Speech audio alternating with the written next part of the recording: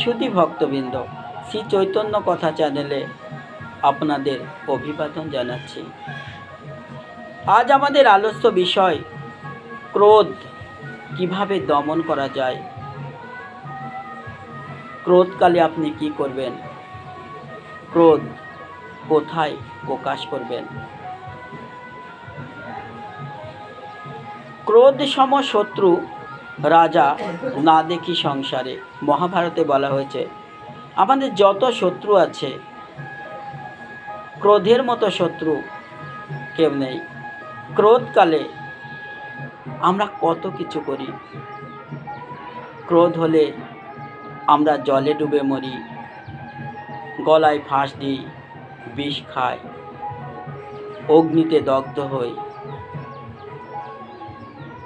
তো এই ক্রোধকে সংবরণ করার উপায় কি? এই ক্রোধের সমস্যা বেশিরভাগ মানুষেরই দেখা যায়।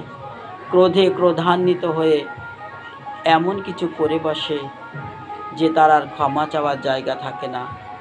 ক্রোধকালে কি করবেন? যখন ক্রোধ সৃষ্টি হবে তখন ক্রোধকালে হয় মুখ বন্ধ করে থাকবেন, তা না হলে দ্রুত ওই স্থান ত্যাগ করবেন। ক্রোধকালে কোনো কথা বলবেন না। ক্রোধ হলে মানুষের অনৈতিক বাক্য বের হয়, হিতাহিত জ্ঞান থাকে না। ক্রোধে মানুষকে অপমান করে, মানুষকে খুন করে। ক্রোধ কোথায় দেখাবেন?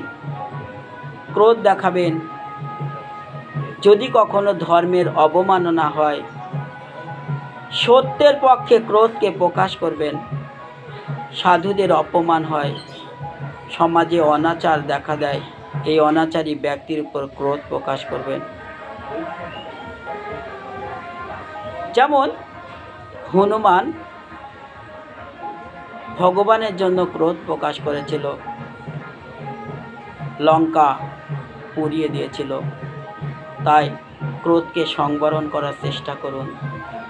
ক্রোধের বশবর্তী হয়ে ক্রোধকালে এমন কিছু করবেন না যাতে পরবর্তীকালে অনুশোচনায় দগ্ধ না হতে হয়।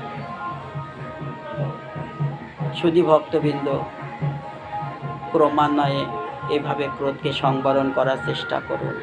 ক্রোধের বশবর্তী হয়ে কখনোই নিজের ক্ষতি ডেকে আনবেন না।